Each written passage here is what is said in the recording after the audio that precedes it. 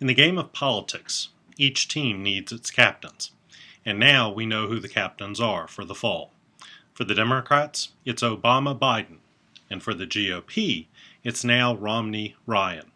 Let the games begin.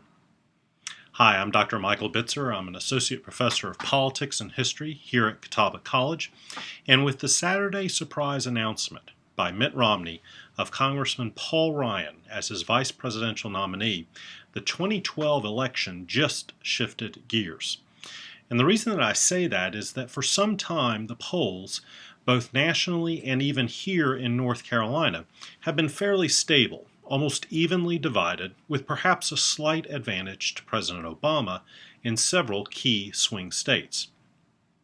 Now, early on, it appeared the Romney campaign was trying to make the election a referendum, focused solely on President Obama and his lack of leadership and failures in policy. But with no real movement in the past few weeks among the polls, it looks like Romney decided that he needed a game changer to kind of shake things up.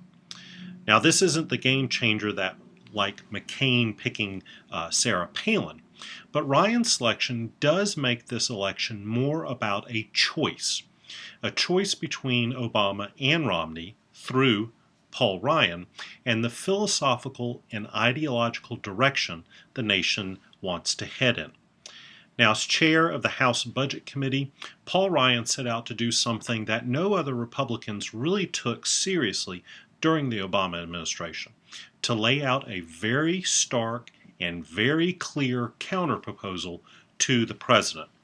And in his budget plan that he drafted, Ryan focused almost exclusively on the kind of core values that fiscal conservatives believe needed to be done in the national government. Now, Ryan certainly brings some advantages to his candidacy. One, his youth. He won his Wisconsin U.S. House seat in 1998 at the age of 28. He is very much a policy wonk. He is a lover of policy and gets into the policy detail weeds very deeply. And in fact, in an interview, he was quoted as saying, "If you're going to criticize, then you should propose." He represents not only the fiscal conservative branch of the GOP, but also a direct appeal to the Tea Party wing of the party. He's a deep thinker in conservative philosophy, having read folks like Friedrich von Hayek, Milton Friedman, and Ayn Rand, whose philosophy of intense individualism is said to drive him against what he sees as European collectivism. He also possibly brings Wisconsin into more of a swing state status. But remember, he hasn't run statewide there. And presidential elections, unlike midterm elections or even recall elections, are very different affairs. The recent Wisconsin recall election saw about 2.5 million votes cast, while the 2008 presidential election saw nearly 3 million votes cast. So we will have a much larger electorate in Wisconsin. Some of the disadvantages: his youth. While he is only 42, and many believe he is much younger, he is limited in terms of his policy expertise.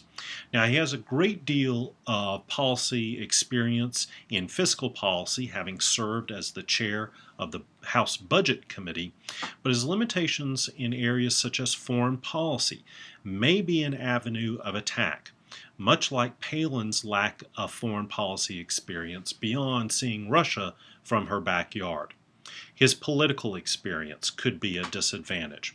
Romney has made it a point in attacking President Obama, who came to office, quote, without any private sector experience.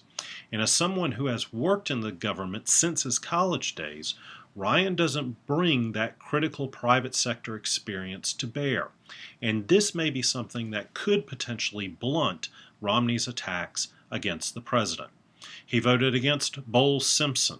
He voted for the TARP and auto bailouts. So those could be things that could come back to haunt him. But perhaps I think the biggest issue that may be a disadvantage to Paul Ryan is his budget plan.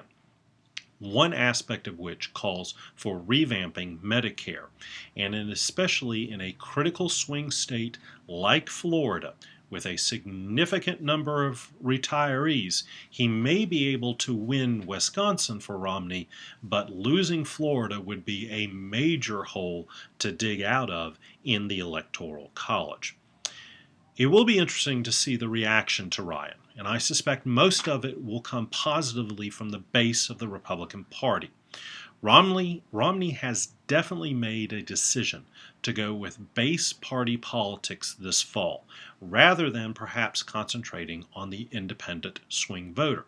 Maybe he still felt like he needed to shore up the base of the Republican Party going into his Tampa convention. And while the Tea Party Republicans would certainly be enthralled with Ryan's introductory speech, Democrats have to be pleased as well. For now, they have a concrete candidate and specific policies to hammer their message machine against come the fall election. The kickoff is done. Let's get into the first quarter of action with the upcoming conventions. Thanks very much for tuning in. Hope to see you again.